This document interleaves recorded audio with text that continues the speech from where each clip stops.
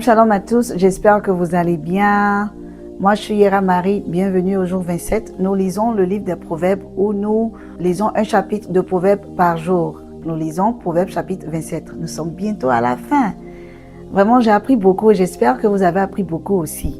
Nous allons parler de l'art du raffinement ou de maîtriser la valeur et la gestion. Imaginez une lame qui n'a jamais été testée. Elle est belle, polie, parfaite. Mais au premier contact, elle se plie ou se casse. Beaucoup confondent paix et croissance. Une paix sans friction crée la faiblesse.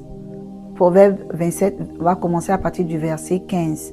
Une gouttière continue dans un jour de pluie et une femme querelleuse sont choses semblables. Donc imagine la gouttière. Après ça énerve, n'est-ce pas? Verset 16. Celui qui la retient le vent et sa main saisit de l'huile. Verset 17. Comme le fer aiguise le fer, ainsi un homme excite la colère d'un homme. On va parler de ça bientôt. Je vais parler plus de ça. Verset 18. Celui qui soigne un figuier en mangera le fruit, et celui qui garde son maître sera honoré. Verset 19. Comme de l'eau, le visage répond au visage, ainsi le cœur de l'homme répond au cœur de l'homme. Verset 20. Le séjour des morts et l'abîme sont insatiables. De même, les yeux de l'homme sont insatiables. Verset 21. Le creuset est pour l'argent et le fourneau pour l'or, mais un homme est jugé d'après sa renommée. Dans Proverbe 27, 17, nous voyons que la friction n'est pas négative. Elle est la seule voie vers une tranche nette de vie et de caractère. Si tu restes dans un cercle où tout le monde est toujours d'accord, ton esprit et ton discernement vont mourir ou vont diminuer. Nous avons vu dans Proverbe 20, verset 18, les desseins s'affermissent par le conseil. Si tu veux que ton esprit et ton caractère augmentent, crie je filtre dans les commentaires. La première loi, la mécanique du raffinement mutuel. Parlons un peu du verset 17. Comme le fer aiguise le fer, ainsi un homme excite la colère d'un homme. Bien-aimé, tu ne cherches pas seulement des amis, tu cherches des partenaires qui vont t'aiguiser. Imagine deux épées dans un enclume. Le choc fait des étincelles. Sans choc, il reste lisse et inutile. Ton cercle intime doit provoquer ce choc, pas pour te blesser, mais pour te rendre encore plus tranchant ou plus tranchante. Proverbe 13, verset 20. Celui qui fréquente les sages devient sage, mais celui qui se plaît avec les insensés s'en ressent. Bien-aimé, ta stratégie, ne cherche pas le confort, cherche la densité. Les gens qui te challenge, te corrigent, te font réfléchir. Si tu n'as pas encore trouvé, ne t'en fais pas, ne baisse pas les bras. Le Seigneur va t'emmener de bonnes personnes sur ton chemin qui vont t'aider à te développer, à grandir, à devenir une meilleure personne. Amen. La loi numéro 2, le paradoxe de la boucle de rétroaction.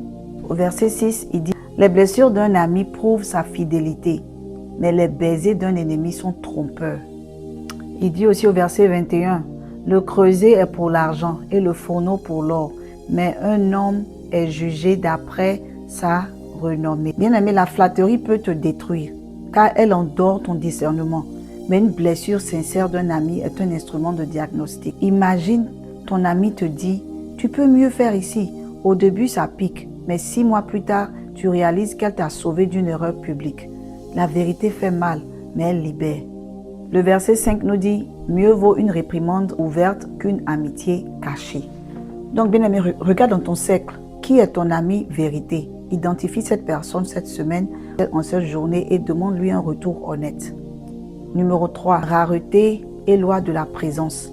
Nous avons parlé de ça déjà. Le verset 7 nous dit, celui qui est rassasié roule au pied le rayon de miel, mais celui qui a faim trouve doux tout ce qui est amer.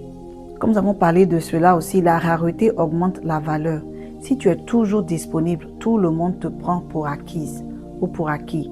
Même Jésus se retirait pour prier. Il a montré l'importance du retrait stratégique.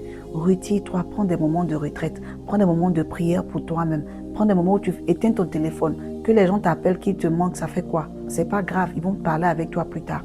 La seule personne qui doit savoir si tu es marié, ton mari, tes enfants, ta famille très proche est plus importante. Le reste, ils sont vraiment importants, ils sont bien, mais ils ne sont pas au-dessus de ta famille. Imagine une reine qui est toujours accessible. Bientôt, ces sujets vont arrêter de la respecter. Maintenant, imagine si le roi ou la reine choisit ses apparitions. Son mot devient loi. Son temps devient précieux parce qu'on sait que dans cette période de temps, cette personne est disponible. Matthieu 6, verset 21 nous dit « Car là où est ton trésor, là aussi sera ton cœur. » Bien-aimé, planifie une absence stratégique cette semaine. Observe comment ton influence et ton énergie vont augmenter. Va en retraite, va prier, va parler à Jésus. Va lire ta Bible, écoute et des moments de louange, d'adoration, toi seul avec le Saint-Esprit. Tu seras contente. Il nous dit au verset 23 « Connais bien l'état de tes brebis et prends soin de tes troupeaux. » Bien-aimé, tu dois savoir gérer ce que le Seigneur t'a donné, les brebis qu'il t'a donné, ton troupeau, tes finances, tes enfants, ta santé, ta relation, ta vie familiale, ta vie communautaire, ton intimité avec le Saint-Esprit.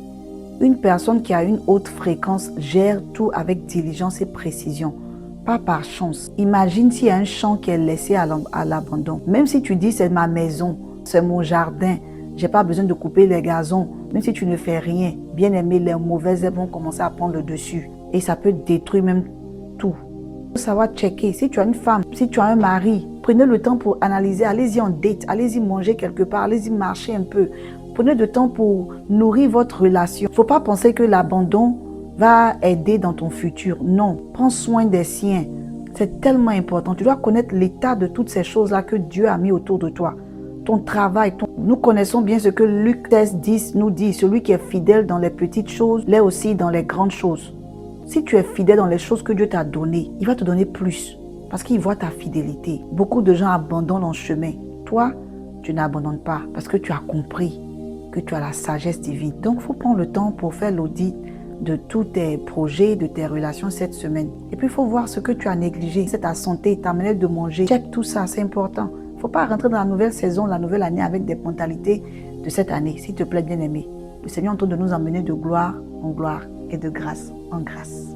En conclusion, on voit ici que Proverbe 27 nous dit « Tu es responsable de la qualité de tes frictions, tu es responsable de la gestion de tes actifs, tu es responsable de ton monde aujourd'hui, pas demain.